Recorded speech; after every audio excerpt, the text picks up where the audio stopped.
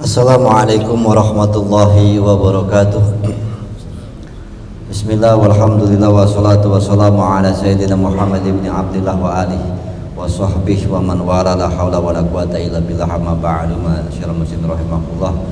Jamaah Musta'lim Az-Ziyadah yang dirahmati Allah Subhanahu wa taala. Bersyukur kita kehadirat Allah yang mana dengan rahmat, hidayah serta taufiknya kita masih digerakkan hati kita untuk berkumpul di masjid ini. Mudah-mudahan Allah selalu memberikan keberkahan kepada kita semua. Salawat serta salam selalu kita haturkan kepada junjungan kita Nabi besar Muhammad sallallahu alaihi wasallam, dengan harapan agar kita semua, keluarga kita dan semua yang kita cintai bisa berkumpul kembali di yaumil mahsyar di bawah naungan syafaatnya baginda Nabi besar Muhammad sallallahu alaihi wasallam. Amin ya rabbal alamin. Seperti biasa, sebelum kita mulai taklim, mari kita membaca surat Al-Fatihah. Kita khususan untuk mengarang kitab Syekh Abu Hamid Muhammad bin Ahmad Al-Ghazali, man syaraha fi hadzal kitab Syekh Muhammad Isami Muhammad Dalan wa sahibu hadzal maqam Zaid bin Muhammad Amin Muhammad Ali bin Rida Abdul Samad Usuli wa Furuhi Buzul Gufir Majmanan Allah yaghfirullahu wa yarhamuhum wa yurid darajatan fil jannah wa an ida alaina min barakatihi masra'an wa rimul nafatin fi din wa dunya wal akhirah. Syuhudillah wa lahumul Fatihah.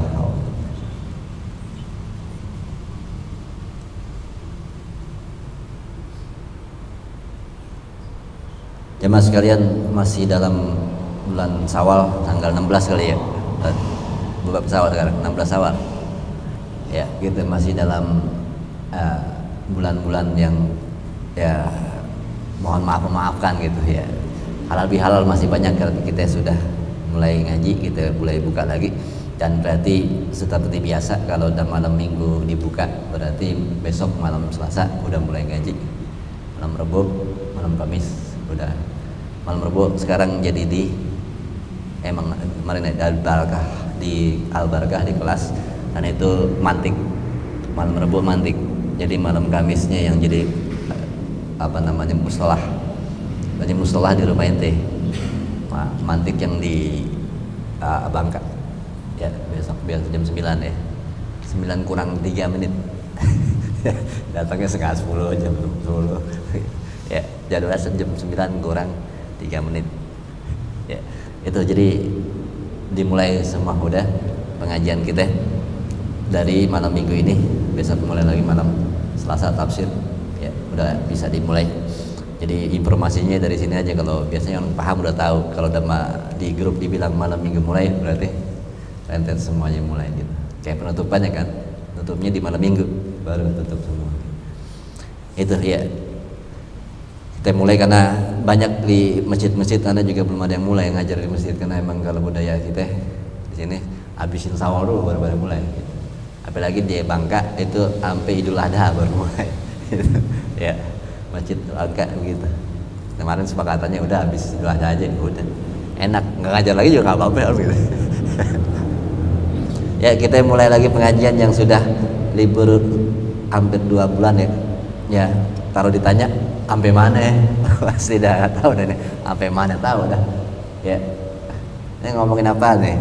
Kalau diingat-ingat, ini kita masih ngomongin tentang masalah makarullah ya, tentang hati-hati dengan tipu daya Allah ya. Tentang maksudnya apa? Jangan merasa hebat, jangan merasa soleh, jangan merasa tinggi. Bisa jadi Allah sedang menguji kita. Itu kemarin kisahnya sebenarnya itu. Ya, kita disuruh waspada tentang bab khauf ini ya, takut kepada Allah. Makanya kalau dari halaman 231 itu kan ada fi af'ali azza wa jalla wa muamalati ya, di dalam cara kerjanya Allah dan tindakan-tindakan Allah, bagaimana Allah melakukan kerjaannya dengan tipu dayanya, dan tidak ada makhluk yang lepas daripada tipu dayanya Allah. Makanya kita sendiri harus berlindung kepada Allah sendiri dari tipu dayanya Allah sendiri.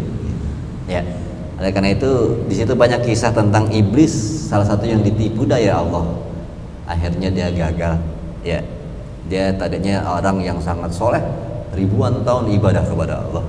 Akhirnya tertipu dengan itu semua, dia merasa bangga, dan Allah tes masalah kebanggaannya. Ternyata benar, dia sombong, hancur.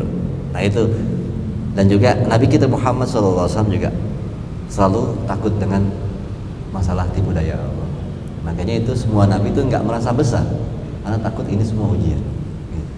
Ya, maka itu kisah tentang iblis sampai dilaknat Allah itu membuat Jibril itu berdoa kan, ya Allah, janganlah engkau tipu daya aku seperti engkau mentipu daya iblis. Gitu. Karena Jibril ini junior 1000 tahun kurang lebih setelah Azazil, nama aslinya awal iblis itu. Ibadah 1000 tahun baru ada Jibril yang seniornya ditipu daya Allah hancur. Makanya Jibril langsung mikir, ya Allah, jangan kau tipu daya aku seperti engkau mentipu daya iblis. Gitu. Ya, maka itu kadang-kadang keilmuan, kepintaran, kesolehan ini membuat kita menjadi terkena tipu daya Allah. Nah itu pernah dikatakan oleh Syekh Abdul Qadir Jailani, aku tidak bisa apa-apa, adapun aku punya ilmu itu dari Allah, aku sakti pun dari Allah, aku tidak bisa itu. Untuk menjaga kita tidak terkena tipu daya Allah, kita harus selalu merendahkan, karena semua ini milik Allah, bukan milik kita. Kita jadi pinter pun itu kehendak Allah. Itu ya, itu sebenarnya tujuan dari bab ini, tentang gimana caranya kita selalu menjaga diri. Yang bahasanya orang dulu nih, nyari ilmu udah susah ya, bopongnya lebih susah ya. Jaga itu ilmu biar kita nggak sombong, nggak banget, itu lebih susah. Nyarinya udah susah ya, susah gitu, palanya aja nggak apa-apa susah nyarinya, terus jagainnya lebih susah. Karena kan kemarin kata siapa, saya waktu kemarin siapa yang bilang, ulama mengatakan, para ahli hikmah, penyakitnya orang berilmu adalah demen ngomong, nggak demen dengerin orang.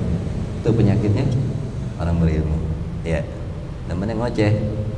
Ya, saya begini ngoceh aja, tapi emang lagi jadwalnya ngajar. Biasanya di mana-mana forum bawaannya pengennya ngomong. Kalau denger itu, apalagi kadang-kadang ada begitu, kalau ustadz, kalau khotbah kan yang khotib atau doang ya. Kadang-kadang yang jadi makmum banyak ustadz. Ini biasanya ustadz itu nggak mau dengerin. Kenapa? Gue juga ustadz. Ini penyakitnya. Ya, merasa dia punya ilmu, ada bisa jadi tinggian juga ilmu gue daripada yang khotib gitu. Itu akhirnya nggak mau dengerin. Ini penyakit orang berilmu. Maunya ngomong, nggak mau dengerin. Maunya nasihatin, nggak terima dinasihatin. Gitu. Ya.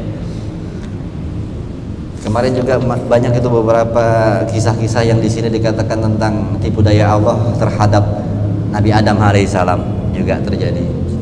Tipu daya Allah kepada Nuh alaihissalam. Ya, apa kisah Nuh? Gitu. Banyak hal-hal yang kemarin udah diceritain semua, sebenarnya udah lewat, masih diulang lagi, nggak selesai gitu. Ya. Terus kisah-kisah di mana ujian-ujian yang Allah lakukan kepada Musa ibn Imran, dan juga kemarin terakhir sebelum kita tutup di Ramadan adalah tentang sisa Bal'am bin Ba'urah, ya, seorang ulama di zaman Nabi Musa yang Allah laknat akhirnya. Ya, tadinya seorang yang sampai bisa melihat ars dari bumi ini, dan sangat tinggi hikmah, Allah memberikan asma-asmanya buat dia, sampai doanya selalu dikabulkan Allah. Tapi tipu daya Allah dengan diberinya kemewahan dunia, iming-iming dia condong akhirnya kepada dunia, itulah yang membuat hancur. Ini ya, makanya bahasanya ada Sufyan Asy'ari pernah bilang, ya Allah, jadikanlah aku orang yang pantas kaya. Maksudnya apa? Jangan sampai dengan kaya kita jadi malah masuk neraka, mendingan miskin kalau begitu. Ini kadang-kadang materi, ilmu, ya, kesolehan, kealiman itu bisa jadi justru itu adalah tipu daya Allah yang membuat kita justru masuk neraka. Ya. Nah, kayaknya gimana caranya? Makanya kita disuruh ngaji, bagaimana caranya kita juga harus punya itu semua. Islam itu harus kaya, tetapi benar-benar kaya yang tawadu. Nah, itu kan yang harus. Islam itu orangnya harus pintar, tapi bagaimana pintar yang nggak sombong. Ini bukan berarti ya udah dah kalau kita nggak perlu pintar, nggak perlu kaya. Nah, Islam jadinya terpuruk terus. Ya. Tapi gimana caranya? Semua kelebihan-kelebihan itu kita bawa dengan kezuhudan. Ini proses, makanya kitab ini kita diajarkan untuk menjadi orang-orang seperti itu, orang-orang yang besar tetapi tidak bangga diri, orang-orang yang mulia tetapi tidak merasa hebat. Ya, tawadu itu kan bahasanya sebenarnya lebih orang yang ditempatkan dalam posisi mulia tapi tidak pernah merasa mulia. Orang ditempatkan di tempat yang tinggi tapi dia tidak pernah merasa tinggi. Itu Itu orang tawadu. Ya, orang ditempatkan Allah sebagai orang yang kaya tapi dia tidak pernah merasa kaya. Itu yang dibilang tawadu. Nah ini yang kita harus kejar. Islam itu harus besar. Tapi gimana caranya besar? Kita tidak menjadi beban buat kita. Kalau kata guru saya pernah bilang, ya kalau doa begitu aja dah. Ya Allah, berikan aku rezeki yang nggak nyusahin, dan kalau udah punya juga nggak bikin susah. Tuh. Rezeki yang nggak susah nyarinya. Kayak Hakim nih yang ngomong. Kemarin saya ngobrol sama dia. Ya Allah, kasih saya rezeki yang tidak susah nyarinya. Ya, gampang aja. Tetapi kalau udah punya nggak nyusahin. Itu karena duit tuh nyusahin apa?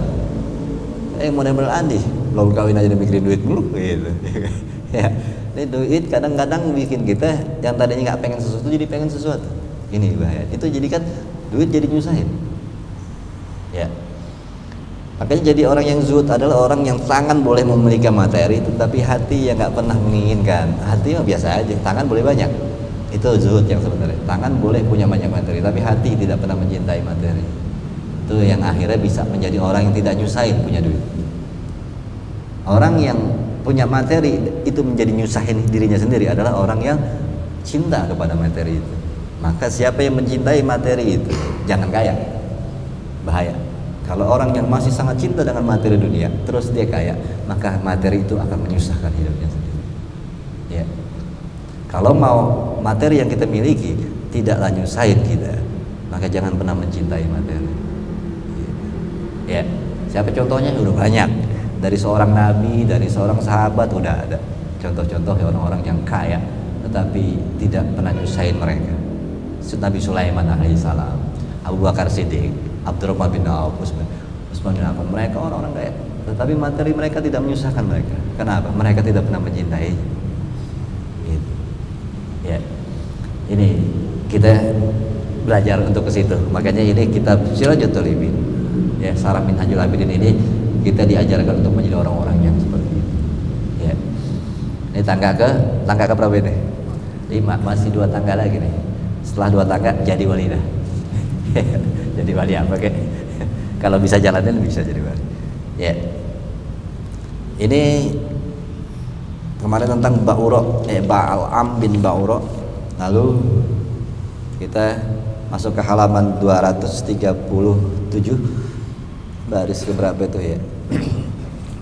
Dari pertama di atas tuh 2, 3, 4.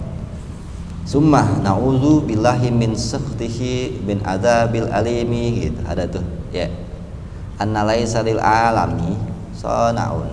Itu yang terjadi. Bal'am itu sampai pernah ngajar ke murid-muridnya sampai dia mengatakan sesungguhnya alam ini tidak ada yang menciptakan, alam ini jadi sendiri. Sampai segitu saking pinternya. Ini naudzubillah, kalau kata pengarang kita kata Imam Ghazali, naudzubillah min sakhtihi wa min azabil alim. Kita berlindung kepada Allah daripada kemurkaannya dan azabnya yang sangat pedih. Ada nggak temu ya? Ada kan? Fazi'i izlanihi allazi la taqata lana bih. Ya, yang mana kita nggak bakal sanggup. Ya. Ya, wa fazi'ihi, fazi'in itu kengerian tentang azabnya. Izlani, ya, penelantaran Allah terhadap kita nanti di akhirat. Alladzillah, yang mana kita tidak akan pernah sanggup menanggung siksanya Allah. Gak bakal sanggup. Tidak ada kesabaran dalam diri kita untuk menanggung siksa ya. Tapi kita harus ngadepin ini, jangan sampai kita ngadepin siksa yang ini. Ya, fanzur ila hubsid dunia.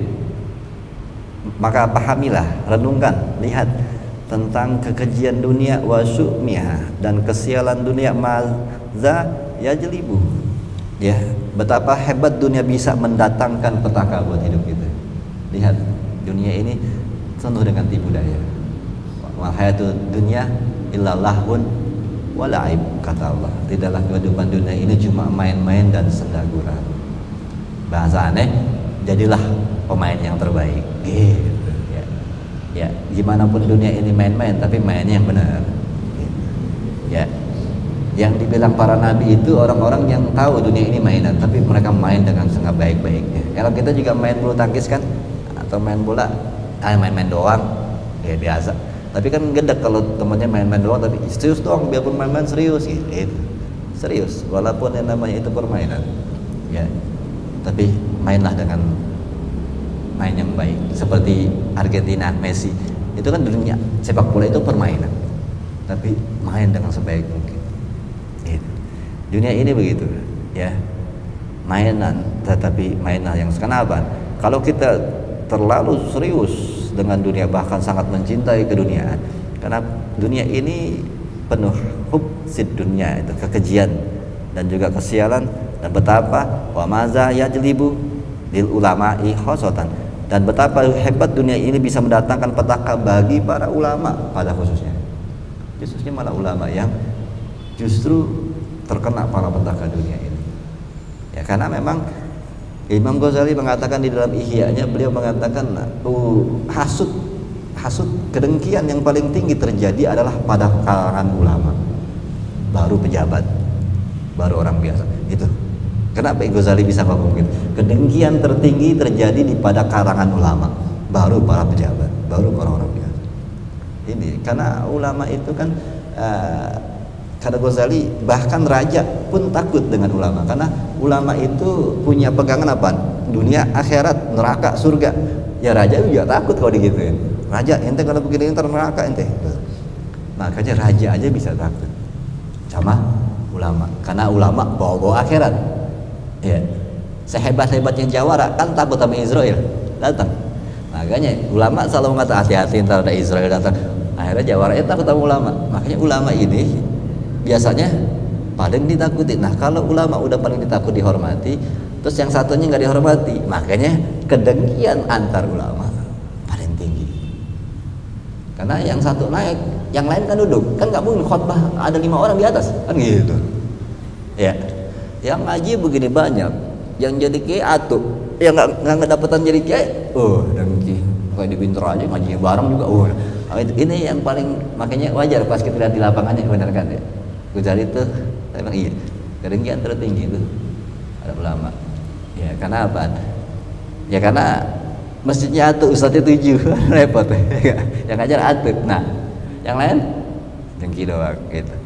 Nah ini yang dibilang karena cita-citanya jadi ustadz, kalau cita-citanya itu jadi orang baik gitu. Kalau malah jadi dai ilallah itu urusan Allah. Kalau Allah takdirkan kita untuk jadi pemimpin di umat, untuk berdakwah kepada Allah, ilallah, makanya Allah akan jadiin dengan segala macam caranya. Kalau enggak, kita udah pinter banget juga. Kalau Allah bilang enggak, ya enggak. Ya, justru nanti ada di tangga ke-7 orang-orang yang ditugaskan Allah untuk berdakwah dalam urusan agama di akhir zaman ini sangat berat. Ya, karena bagaikan memegang bara api di tangan. Ya, kalau mau jujur, mendingan jadi orang biasa di akhir zaman ini. Kalau mau selamat, jadi ustaz justru berat. Makanya yang sudah ditetapkan Allah itu sebenarnya beban. Bahasanya kutukan keturunan. Ya, akan jadi orang biasa kalau mau selamat di akhir zaman. Karena luar biasa. Saat Nabi ceritain tentang keadaan kita di akhir zaman, sahabat-sahabat aja ngeri. Sangat berat hidup di zaman itu ya Rasul. Makanya yang selamat ya tanggal 7 tadi. Nanti ada tanggal 7. Yang selamat itu yang justru menjauhi urusan-urusan agama. Ini nanti ada di akhir zaman. Justru yang selamat yang menjauhi urusan-urusan agama. Kenapa begitu? Karena agama sekarang sudah manipulasi semua. Ya, masjid bahkan jadi tempat ya untuk kepentingan dunia. Itu. Makanya orang-orang kata Ghazali yang ditugaskan untuk tetap berdakwah di zaman itu sangatlah berat. Makanya jangan jadi ustadz harusnya. Gitu. Anda kalau mau milih, Anda akan jadi makmum situ. Anda yang ngajar sini. Ya, karena memang ya kalau memang niatnya untuk ilallah ya, kalau niatnya materi dunia, ya enak jadi ustadz sekarang. Ya, karena penghormatannya zaman akhir ini luar biasa. Penghormatan berkat sampai motor ibu sileda kalau kata tadi. Ya kalau ustadz motornya gantungannya mesti 3, gitu, ya kan? Karena berkatnya banyak banget sampai nggak bisa duduk naik motor. Gitu. Penghormatan sekarang luar biasa. Makanya orang tergiur dengan pengen jadi ustadz, pengen jadi ulama karena penghormatan zaman akhir luar biasa. Nah Nah, itu kalau ngeliat zohirnya. Tapi kalau orang yang jadi ustadz emang ingin mengatakan pengen masuk surga, pasti dia akan mundur. Wah, berat. Gitu. Tapi kalau yang ditugaskan mau nggak mau kerjain. Gitu. Ya, kalau orang yang berpikir tentang ada hidup setelah ini, ditawarkan untuk jadi ustadz, mikir 10 kali. Tapi kalau ngelihatnya kecintaan dunia, luar biasa, merebut jadi ustadz. Kenapa? Luar biasa secara zohir, penghormatan manusia. Ya, bisa jadi ada seorang manajer gitu kan di kantor, ya, pas di rumah, ya, ada ustadz cium tangan, ustadz. Padahal nih kalau ustadz yang masuk kantor OB, gitu, ya, misalnya nih ustadznya kerja gitu, itu jadi OB-nya itu orang manajer. Tetapi pas dia nggak pernah jadi OB, nggak pernah kerja, dia jadi ustadz doang, ya akhirnya kan itu manajer hormat, nah, luar biasa, enaknya jadi ustadz di akhir zaman ini dengan kemagahan dunia, tipu-tipu daya dunia. Itu makanya banyak yang ngelamar jadi khotib, banyak begitu. Ya, ini udah fenomena akhir zaman. Ya, kita kan belak-belakan aja di sini kalau ngaji. Ya, itu. Dan ini jadi, Ana coba bilang makanya dari awal, ya kalau mau ngaji niatin yang beres itu. Karena kalau ke situ khawatir sia-sia. Ya karena banyak. Ana ceritain dulu kan banyak orang yang nyekolahin anak sampai keluar pun niatnya biar jadi ustaz, bukan jadi orang benar. Kan repot. Anak lu sekolah di Mesir ngapain? Biar jadi kiai. Kok biar jadi kiai? Biar jadi orang soleh. Kalau urusan itu kan urusan Allah. Allah mau angkat derajatnya, jadi. Atau enggak angkat, ya enggak jadi. Nah kita tinggal urusin bagaimana kasih makanan yang halal. Kalau makanannya halal, ya enggak ke Mesir aja kalau Allah angkat dia pinter, soleh. Apalagi udah halal ke Mesir, makin jadi. Yang penting gitu ya, bagi orang tua benerin makanannya aja. Karena hidayah dan kesolehan urusan Allah. Gitu. Itu yang harus kita pikirin nih untuk generasi kita ke bawah. Didik anak lewat situ dulu. Benerin makanannya, halalin makanannya. Setelah itu, ya baru kita mikirin sekolahnya di mana, benerin agamanya. Nah kalau kita mau sampai ke Mesir, kalau emang ke ujung Mesir kayak dekat Palestina, itu ngajinya gitu, ya Darul Gaza, ngaji di Darul Gaza gitu. Kalau emang makanannya haram, agak pinter-pinter juga, pulang juga begitu-gitu aja. Itu, yang penting makanannya. Ya, ini salah satu cara gimana caranya kita tidak terkena tipu daya Allah. Ya makanya agar kita bisa selamat dari tipu daya Allah, ujian-ujian dari Allah, makanya urutan-urutan tentang cara-caranya itu kita mesti rapi. Kalau rapi pasti kita akan selamat. Maksudnya rapi tadi yang kita pernah pelajarin dari awal ini juga, dari kitab-kitab Ghazali di Ihya pun juga awalnya itu pasti tolabul halal faridatun, ya alal muslim, ya tolabul ilmi faridatun, ya alal muslimah, sorry, tolabul ilmi faridatun al muslim, lil muslim. Iya. Ya. Jadi Imam Ghazali menaruh tolabul halal dulu, baru tolabul ilmi. Ya. Mencari, menuntut makanan yang halal wajib bagi setiap muslim. Itu dulu yang dimasukkan sama dia. Baru di bab kedua dia mengatakan mencari ilmu wajib. Kenapa? Mencari ilmu nomor 2. Karena buat apa kita punya ilmu kalau makanan kita haram? Itu Ghazali. Ini runtunannya harus benar dulu. Insya Allah kalau udah sampai pintar sekalipun tidak akan tergoyang oleh tipu dayanya Allah. Maksudnya kita akan paham, kita akan selamat daripada tipu daya Allah sendiri. Karena apa? Jalurnya beres, tangganya beres di jalan atu-atu. Ya. Ya kalau Imam Ghazali kan kadang lebih keras lagi di dalam Ihya, beliau membicarakan tentang masalah subhat. Ya, bukan masalah haram. Ya, pengaruh tentang hal-hal yang subhat di dalam tubuh ini yang membuat jauh daripada ketasawufan, ketauhidan. Dia ngebahas tentang pengaruh daripada yang subhat, bukan yang haram yang dibahas sama dia. Ini kan udah jauh banget gitu. Ya. Yang haram apa lagi udah? Yang subhat aja. Bahkan sampai tingkatan-tingkatan Imam Ghazali mengatakan makanan atau sesuatu yang berlebihan itu aja sudah membuat bahaya tentang ketauhidan kita. Yang halal tapi berlebihan itu udah sampai ke situ ya, Imam Ghazali ngomongnya. Nah kalau ngebahas tentang yang haram yang masuk, kata Ghazali, mohon maaf, selesai udah. Kalau Imam Ghazali bilang, ya kata dia, aku tidak bahas kalau masalah yang haram yang masuk. Ini lagi ngebahas jauhin yang subhat, dan langkah selanjutnya dibilang kurangi yang halal.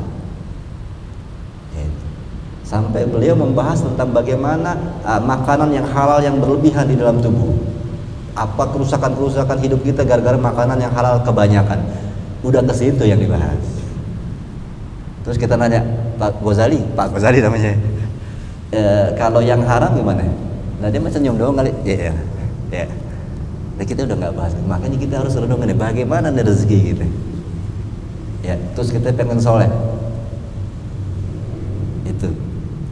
Nah kayaknya mendingan gaji kecil ya, yang penting halalnya agak kelihatan daripada gede banyak haramnya.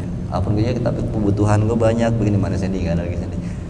Kebutuhan gue banyak ini iya, buat apa kebutuhan banyak kalau itu jadi haram, makin besar nanti masalah hidup. Mendingan kita kurang cukup tapi halal, nantinya Allah malah mudahin hidup kita. Itu. Ya kita ini sekarang malah agak masih jauh dari apa yang diinginkan Ghazali. Kita masih memasalahin masalah yang haram gimana nih, jauhin yang haram.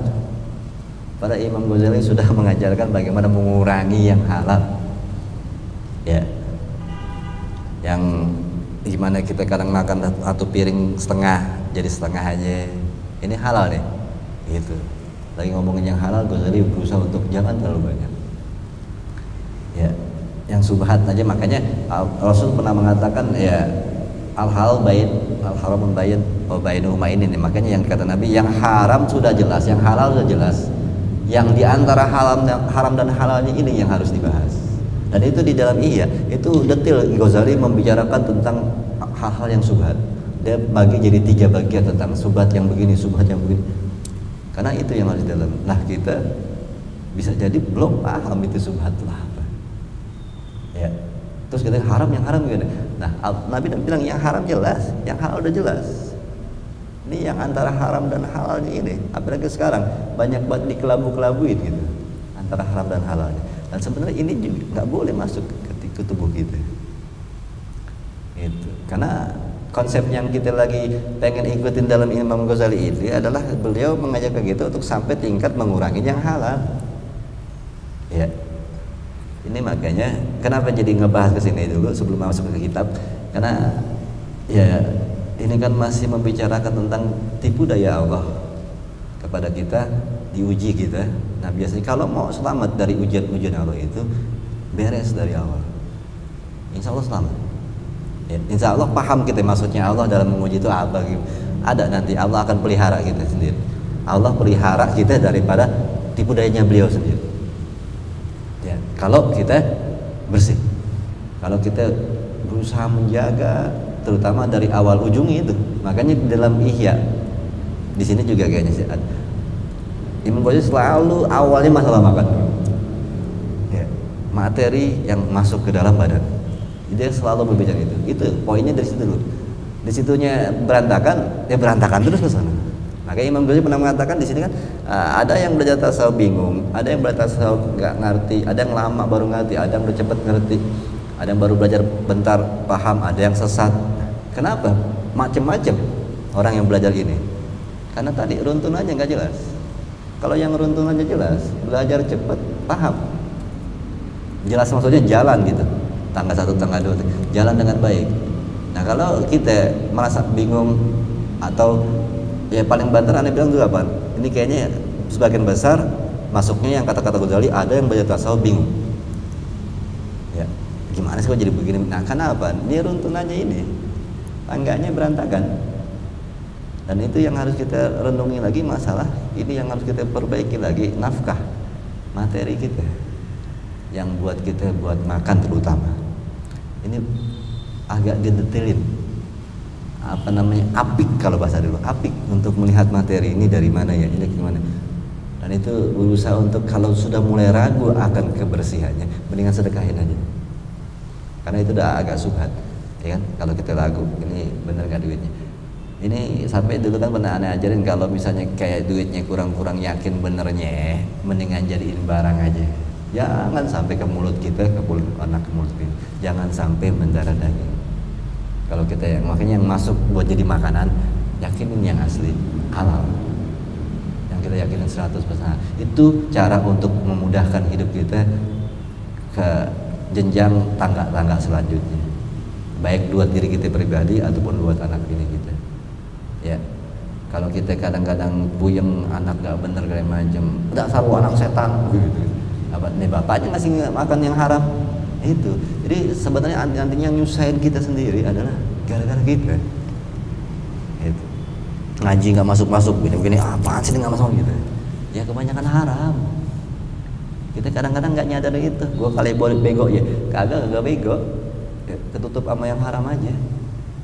Itu. Ya. Kayaknya ngaji, ada orang ngaji baru dengerin sekali langsung paham.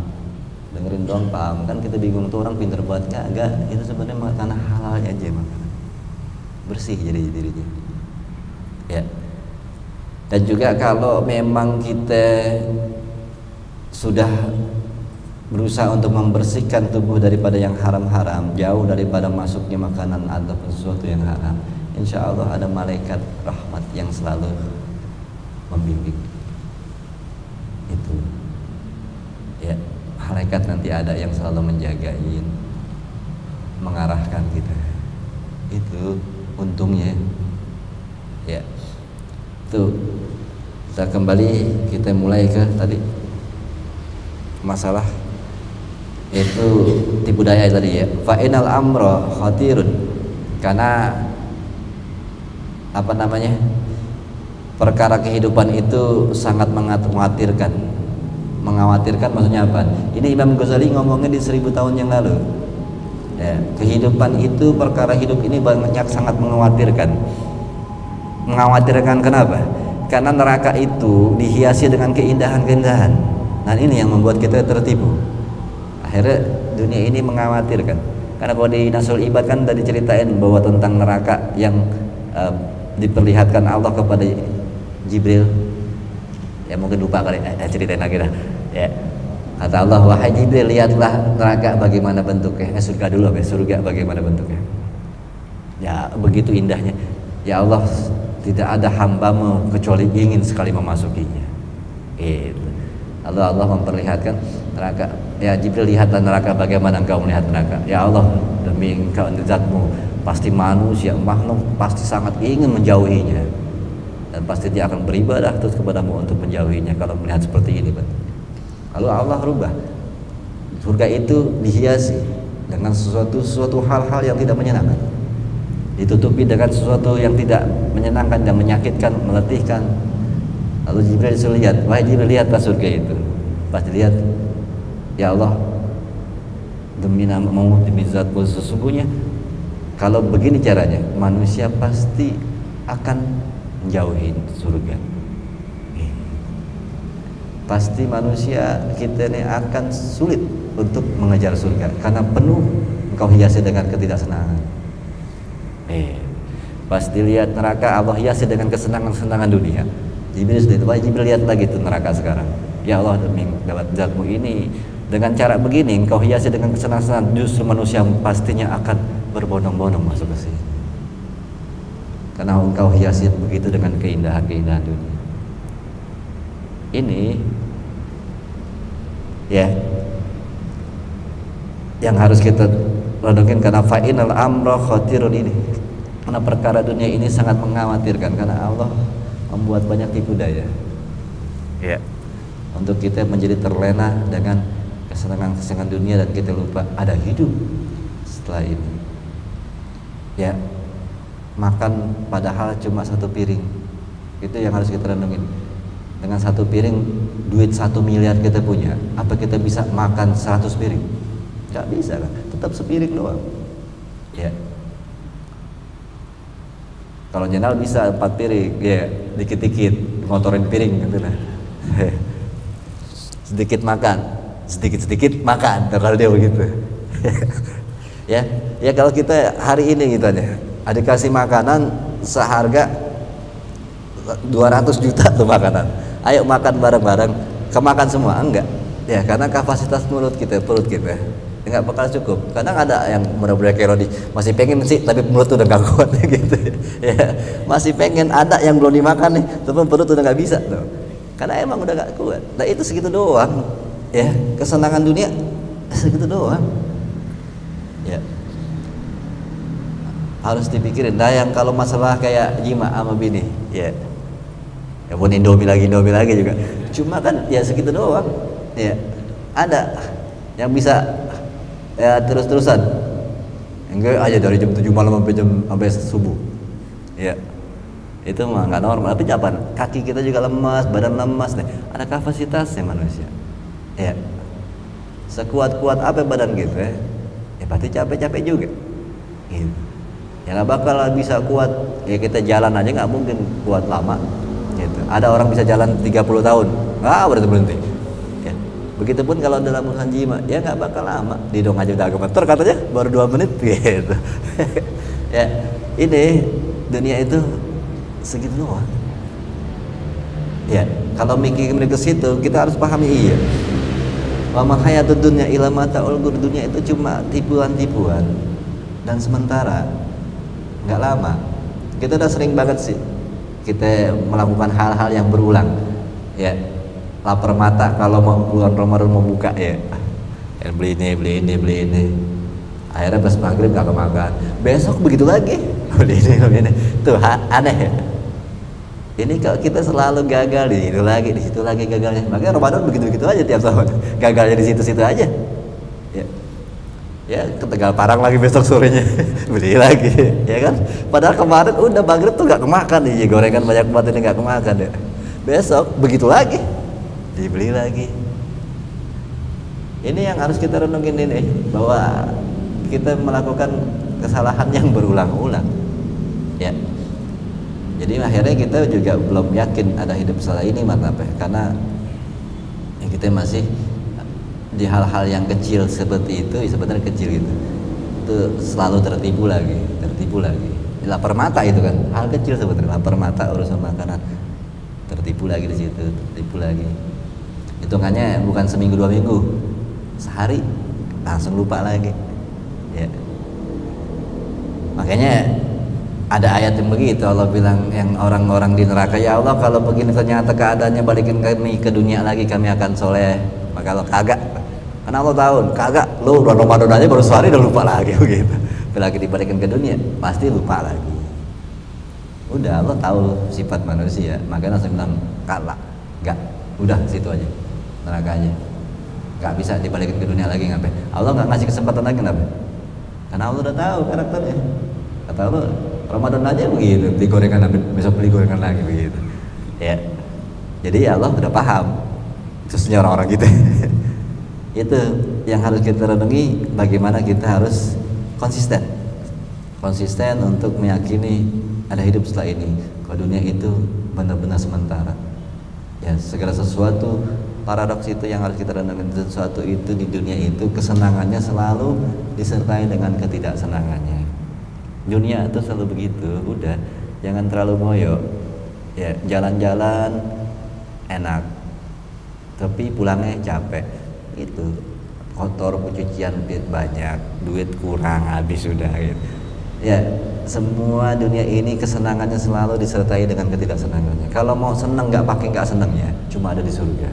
Makanya sabar, jangan terlalu ngoyo sama dunia ya. Banyak berbuat baik aja kalau kita mau selamat. Ini makanya perkara dunia itu mengaturkan, dan umur qasirun. Ini yang di awal-awal Ghazali pernah ngomong juga ya. Di awal-awal kitab ini beliau juga mengatakan umur kita nggak panjang, dunia makin banyak kesibukannya nih di akhir zaman ini ya, serba cepat segala macam, dan umur kita nggak panjang ya, karena polusi segala macam, sakit-sakitan doang. Dan wafil amali taksirin, dan amal-amal kita kurang, dan juga gegabah, sembarangan aja, karena dengan kesibukan dunia ibadah kita jadi kurang cakep ya, kurang khusyuk kadang. Apalagi ya kita ngelihat dengan yang namanya kadang-kadang karena kesibukan dunia kita ini, sholat itu sekedar melepas letih aja. Iya. Apalagi orang-orang yang misalnya di kantor atau apa, ya johor, asar itu kayak cuma hal melepas letih. Bayang istirahat aja lagi. Oh, ini amal-amal kita gegabah. Ini yang dibilang mengkhawatirkan gitu. Umur kita nggak panjang. Ya. Karena dunia di akhir zaman ini kayak kita. Kenapa dunia lebih terasa cepat? Ya. Waktu terasa cepat di akhir zaman, kita merasakan begitu. Ya. Kenapa diistilahkan di akhir-akhir zaman ini dunia waktu itu terasa cepat? Karena sebenarnya matahari tetap aja muter begitu dari dulu. Apa yang membuat rasa itu menjadi cepat? Kenikmatan sesuatu yang kita alami membuat waktu tidak terasa. Ya. Dan orang-orang di akhir zaman kayak kita ini terlalu banyak kenikmatan. Akhirnya hidup ini terasa cepat, waktu terasa cepat.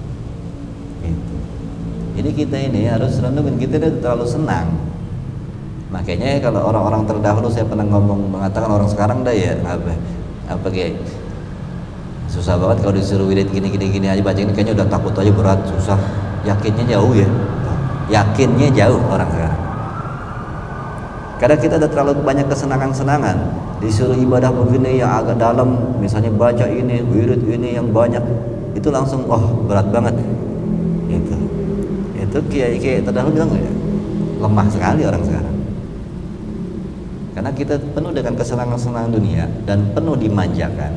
Akhirnya untuk ritual-ritual yang mendekatkan diri kepada Allah yang agak harus lama gitu duduk, harus keras, agak ekstrim, itu langsung bengong, berat banget. Makanya ini yang harus kita perbaiki lagi. Jangan kita termasuk orang-orang yang terkontaminasi dengan kesenangan dunia ini. Ayo coba untuk allazina jahadu bina. Ya, siapa yang sungguh-sungguh dalam mencari jalanku. Nah, kesungguhan kita ini yang dinilai masih terlalu jauh dari orang-orang sebelum kita. Kenapa? Ya kadang zaman perang itu kan orang lebih itu ya, lebih kuat. Nah kita zaman senang ini, jadi kayaknya bawaannya kurang tidur aja langsung gue berat udah, gue nggak mau ngaji dulu, kurang tidur, gitu ya, berat ya. Padahal zamannya, jadi kemudahan ini bukan menjadi manfaat buat kita, malah jadi melalaikan. Zaman dulu bisa jadi ini taklim guru Amin di sini, itu kan papat romak. Bayangin baca kitabnya pakai lampu kliuk-kliuk begitu, ngaji nggak pakai mic, ngomongnya kenceng. Tapi mereka pada kuat, ngajinya jauh-jauh, datang pakai sepeda, ada yang jalan kaki. Yang kalau yang dari Pondok Labu bayangin ke sini, pakai sepeda, ngaji habis maghrib, di asar udah di sini. Luar biasa perjuangan orang dulu ngaji doang. Kemauannya besar. Ya. Kita hitungkan ke sini 5 menit. Rat izin dulu, lagi ada ini pindah. Luar biasa ya. Ini akhirnya terus kita merasa hidup dengan penuh masalah atau apa, yaitu asobakum min musibatin habibaka kasabat aidikum. Apapun musibah yang terjadi itu ulah tangan kamu sendiri. Kalau kita lihat kayaknya orang dulu agak tenang hidupnya, jiwa itu, karena memang mereka kalau urusan Allah itu perjuangannya kuat, berani berkorban. Ya, kalau amalan itu sholat kuat. Ya, ini yang harus kita perbaiki. Kita coba dengan mendalami kitab ini, kita jangan tertipu dengan orang-orang yang seperti orang-orang lain yang tertipu dengan kesenangan dunia. Akhirnya kita malas berbuat. Ya, kita harus jadi orang-orang yang ayo tangguh, kurangi istirahat gitu. Kita kebanyakan istirahat nih, istirahat di tempat, nggak jalan-jalan. Ya, jalanin ritual-ritual, jalanin ibadah-ibadah. Ya, baca kitab kalau kuat gitu. Waktu itu banyak. Kan Anda pernah bilang dulu, ulama-ulama kita yang ada sekarang misalnya kayak ulama-ulama yang ada yang pintar-pintar gitu. Ya, seperti Gus Dur lah atau Kiai Siap. Hidupnya sehari berapa jam? 24 jam kan? Sama.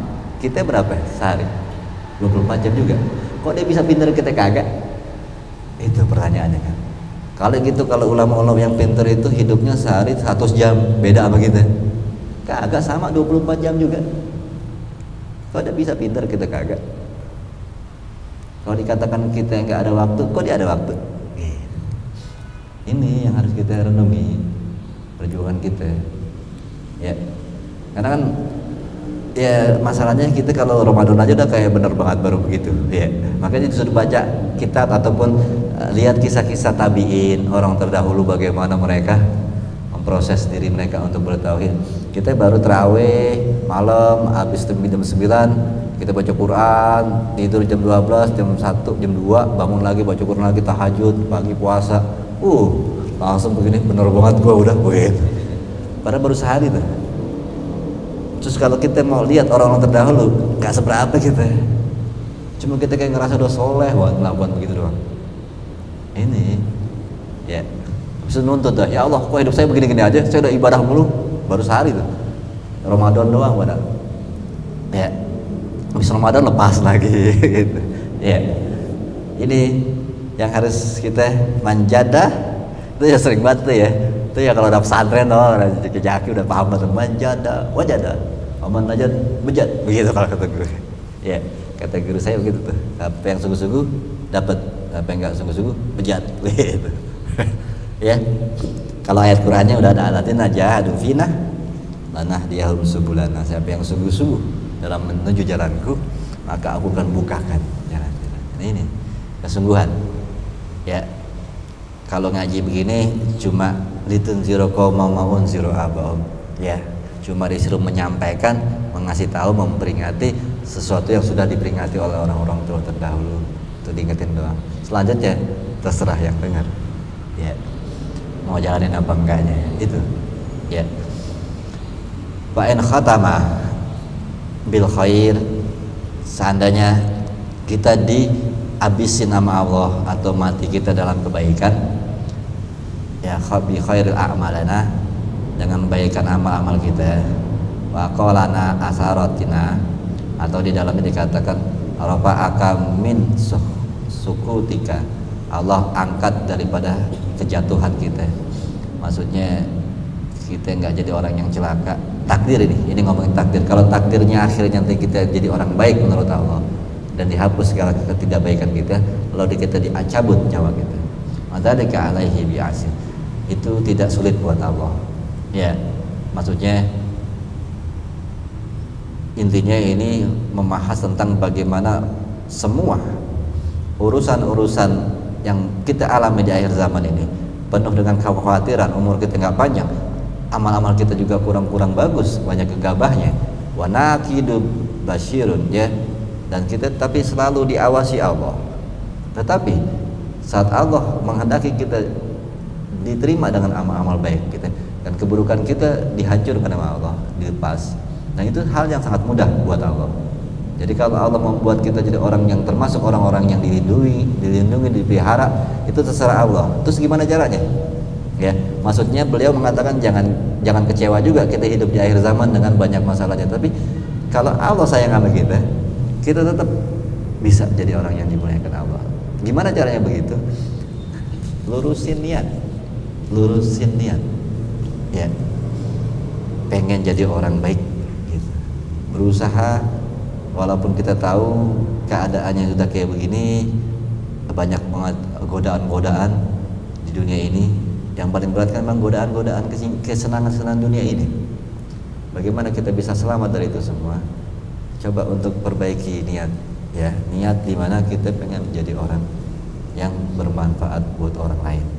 Khairun nas anfa'uhum linnas, sebaik-baik manusia.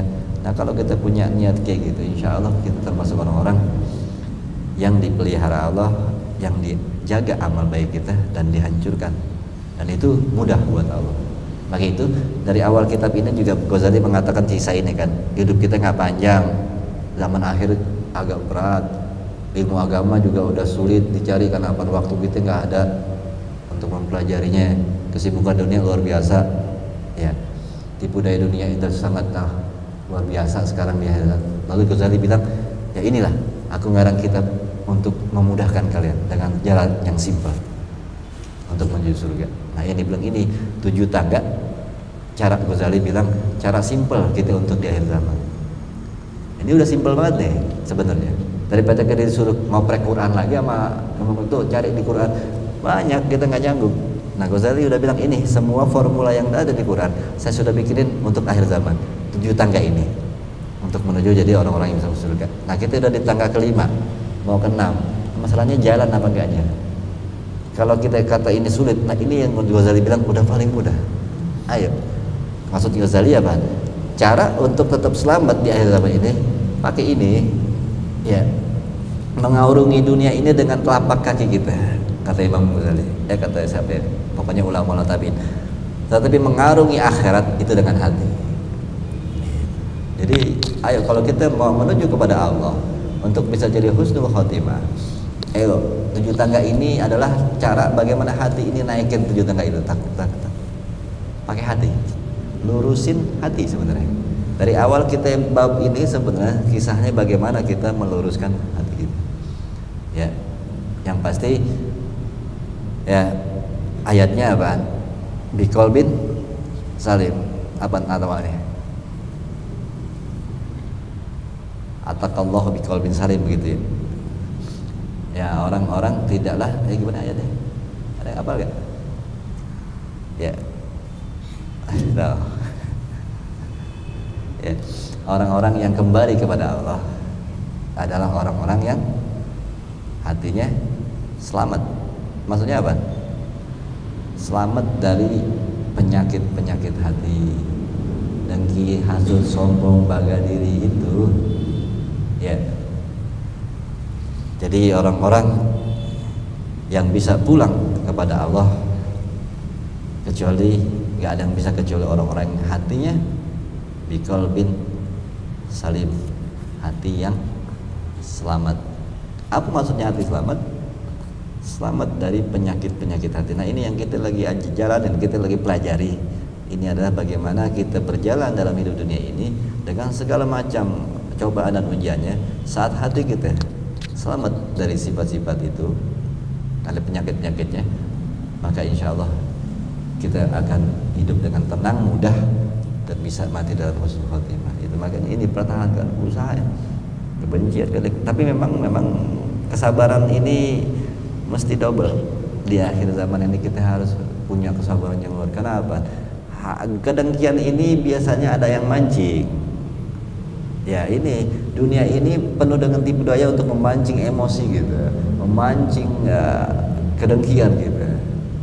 Nah, ini yang harus sabar untuk menghadapi banyak di akhir zaman ini orang-orang tidak berakal. Ini kadang-kadang capek ngadepinnya itu. Nah, itu yang kadang-kadang kepancing kita akan ego, emosi, kebencian, karena kelakuan-kelakuan yang memancing kita untuk menjadi marah, untuk menjadi emosi. Nah, ini butuh kesabaran yang kuat untuk menghadapi hidup di akhir zaman agar kita tidak terpancing, karena memang iblis itu memancing hati kita daripada penyakit-penyakit. Lewat mana? Lewat orang-orang di sekeliling kita untuk membuat kita emosi, marah, dengki, nafsu. Itu dipancing. Itu. Nah, ini butuh kesabaran. Selalu mengatakan ada hidup setelah ini, ada hidup setelah ini. Itu untuk menjaga kita tetap terjaga daripada penyakit-penyakit hati. Karena iblis tahu mau nyusruk kita. Ini yang dipahami iblis, kadang manusia sendiri tidak paham. Ya. Yang iblis sudah sangat paham maunya Allah, tetapi manusia justru banyak yang nggak paham bahwa nyusruk kita sampai tulang-tulang kita putus ibadah nggak bakal sampai kepada Allah kalau sininya kotor. Iblis tahu itu, tapi kita banyak yang nggak paham, ibadah mulu, tapi sininya kedengkian, kebencian, hasud. Kata iblis, biarin aja di ibadah terus, nggak bakal sampai ke Allah. Iblis tahu triknya Allah, iblis tahu konsepnya Allah. Allah tuh mau konsep orang yang diterima adalah orang yang hatinya bersih. Biarin aja daripada ibadahmu, yang penting hatinya gue bikin kotor. Nah, ini kita harus paham, iblis tuh mau kesini untuk orang-orang yang berusaha bertauhid, yang diserang ini bukan ibadahnya. Kalau ibadahnya biarin aja dia menyusuk-nyusuk, orang hatinya udah nggak diterima mau lain. Kebencian, kedengkian, hasud, riya, bangga diri. Nah, itu yang sudah melanda kita. Nah, ini kita kayak terlena dengan gerakannya iblis.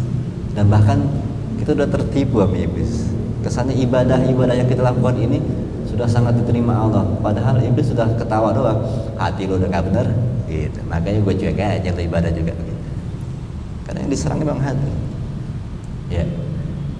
Pada ada cerita kan di Nasul Ibad juga tentang dulu bahwa seorang sahabat bertanya tentang wanita di tetangganya yang malamnya tahajud, paginya puasa, tetapi lidahnya selalu menyakiti tetangga. Di mana tempatnya ya Rasul? Demi Allah, neraka. Itu Nabi ngomongnya.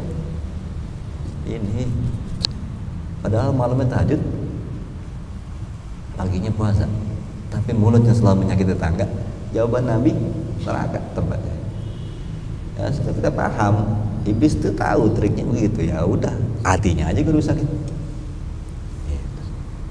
Kadang kita lihat sekarang kita banyak orang-orang yang ibadahnya luar biasa, ya sedekahnya luar biasa, bahkan ilmunya luar biasa banyak. Sudah banyaklah kita lihat ya. Tapi memang iblis biarin, yang penting hatinya, hatinya dibikin bangga, sombong, ria. Asal kata iblis, asal itu udah tertanam di dalam hatinya, udah cukup kata iblis gitu, udah neraka. Ini kita yang harus jaga sih. Ama atakallahu biqalbin salim gitu ya. Ayat belum keluar juga.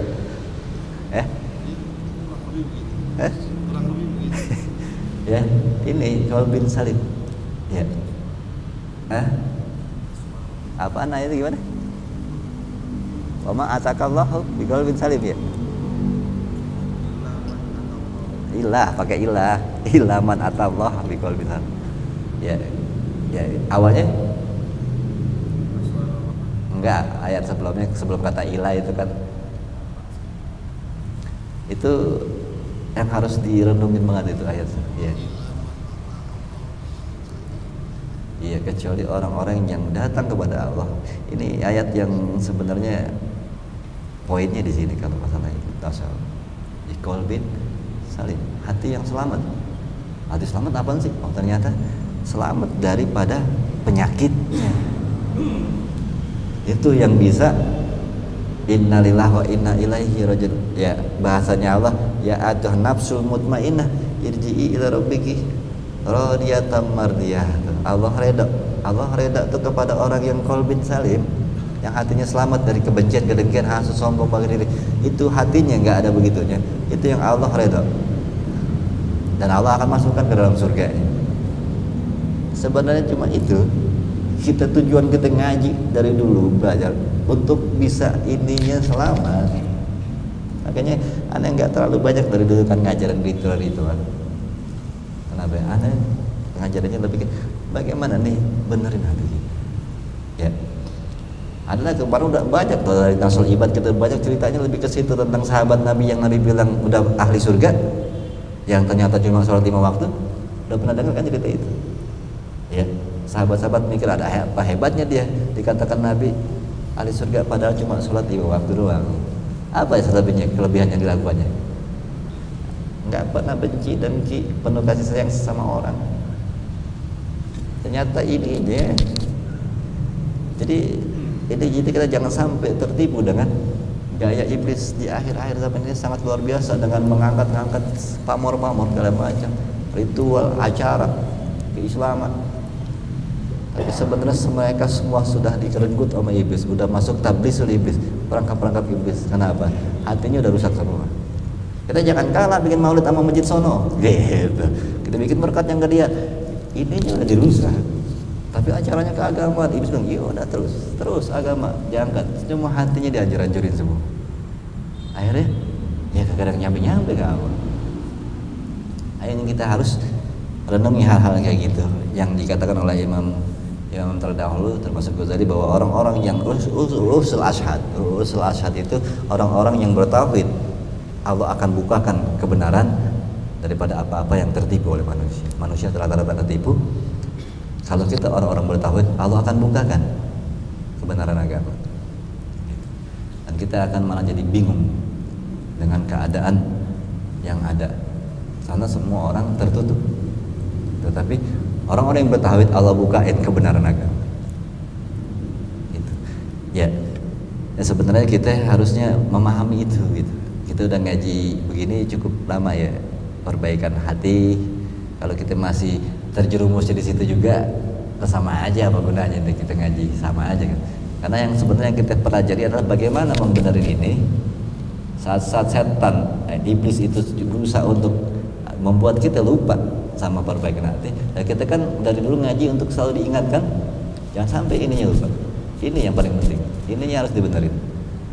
Ya. Nah itu harus kita proses. Ya memang penyakit umum yang sudah melanda manusia adalah hasud, dengki. Nah ini memang itu penyakit manusia pada umumnya. Nah ini yang kita memang penyakit kita, ya, kedengkian. Nah gimana caranya mengurangi? Caranya memang untuk mempermudah. Formulanya Ghazali pernah bilang, awali untuk mudahnya kita tidak mudah mendengki orang. Caranya lebih awal adalah makan yang halal. Dengan makan yang halal akan memudahkan kita untuk tidak dengki, hasud, iri. Tapi kalau kita berusaha untuk tidak dengki sama orang tetapi makanan kita tetap aja haram, sulit. Mau kita gimana juga kayaknya bawanya emang tuh dia, susah. Bawanya emosi ini akan terus melanda kalau kita nggak jaga makanan kita. Ya awalnya makan dulu yang benar, setelah itu baru kita berusaha untuk tidak dengki, nah ini yang harus terus ditekankan. Yang selebihnya lagi doa, minta terus sama Allah. Waktu sebelum lebaran juga pernah diceritain kita kadang lupa sama doa yang paling penting buat hidup kita. Ya. Apa iya kita sering berdoa itu? Padahal itu yang paling penting buat hidup kita. Kita mungkin butuh materi, bolehlah berdoa. Kita mungkin butuh butuh calon istri kali ini, doa. Atau butuh ilmu, doa. Tapi ada yang paling penting dalam hidup kita, yang kita apakah sudah selalu berdoa dan harusnya sering berdoa. Allahumma nawwir qalbi biduri hidayati kama nawwar atu bi samsi. Allahumma ahsin akhlaqi wa tahhir qalbi wa sadid aqwali. Ini yang paling penting, Allah bersihkanlah hatiku. Ya Allah cahailah hatiku dengan cahayamu seperti kau mencahayi dunia ini dengan matahari. Ya Allah baguskanlah akhlakku, baguskan lidahku. Ini yang harus kita banyak berdoa. Itu sebenarnya yang paling penting buat kita. Saat kita udah bisa dikasih Allah itu semua, kebersihan hati, cahaya di hati, hidup beres. Makanya sebenarnya itu yang harus kita minta sama Allah. Ya, minta sama Allah benerin hati kita. Walaupun kita juga usaha ngaji, cuma mintanya jangan pernah putus. Karena udah pernah diceritain dulu, Nabi aja masih berdoa, ya Allah baguskanlah akhlakku, karena tidak ada yang bisa membaguskan akhlak kecuali Engkau ya Allah. Nabi kita masih doa begitu. Ya, kita kayaknya udah bener banget kayak bener begitu. Nah itu padahal itu doa yang paling inti. Anda pernah ceritakan dulu. Anda dulu tawaf, itu doanya itu doang. Ya, 4 hari di Mekah gitu. Itu doa ngiterin gak apa doanya gitu, ya Allah nawwir qalbi binur hidayah. Itu doanya Anda minta. Anda cuma ke Masjidil Haram itu mintanya itu doang sama Allah. Ya Allah, saya minta itu. Bersihin hati saya dari sifat-sifat yang gak baik. Jaga hati saya dari hal-hal yang buruk. Beri saya selalu hidayah. Allahumma arinal haqqa haqqan warzuqna ittiba'ah. Itu terus, ya Allah tunjukkan yang baik itu benar, aku bisa mengikutinya. Tunjukkan yang nggak baik itu nggak baik agar aku bisa menjauhinya. Jaga terus ya Allah, pelihara aku. Mintanya itu aja, pelihara ininya. Ya Allah benerin saya, hati saya. Ya, karena kita tahu triknya sih setan iblis itu yang diserang ini. Ya. Dulu juga pernah diceritain tentang masuknya orang-orang ke neraka itu yang 3, ulama, dermawan, dan tukang jihad. Ini semua 3-3-nya hadisnya sahih. Nabi bilang 3-3-nya ini itu sangat masyhur di atas bumi sampai matinya. Orang sangat berkerumunan tentang saat menguburkannya. Orang yang ulama, penjihad, dermawan, Orang-orang menguburkannya sangatlah kagum, bahkan malaikat pun kagum. Tetapi berhadapan sama Allah, mereka tiga-tiganya masuk neraka. Kenapa? Karena Allah bilang, engkau wahai para malaikat tidak tahu isi hati mereka.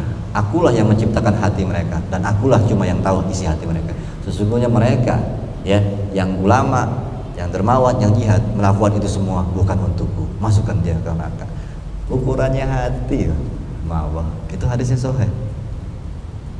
Padahal malaikat aja mengagumi, manusia saat itu apa yang nguburinnya ngumpul mengagumi, tapi hati cuma Allah yang tahu. Dan ternyata ukurannya sama Allah hati. Makanya iblis nyerang kita ini ya. Makanya itu terus yang harus kita doa, ya Allah jaga ini nih, saya jaga gitu. Ya sampai sini insyaallah manfaatnya di hadis Nabi Nabi Syaikhul Al-Fatihah. Alhamdulillah rabbil alamin maliki yaumiddin iyyaka na'budu wa iyyaka nasta'in صراط الذين أنعمت عليهم غير المغضوب عليهم ولا الضالين وفقنا إلى الحمد يا رحمن الرحيم الحمد يا رحمن الرحيم ارحمنا وارحمنا وارحم والدينا وانفعنا بما علمتنا وعلمنا ما ينفعنا رب زدنا علما وارزقنا فهما برحمتك الواسعة يا رحمن الرحيم صلى الله محمد وآله وصحبه وسلم الحمد لله رب العالمين والسلام عليكم ورحمة الله وبركاته.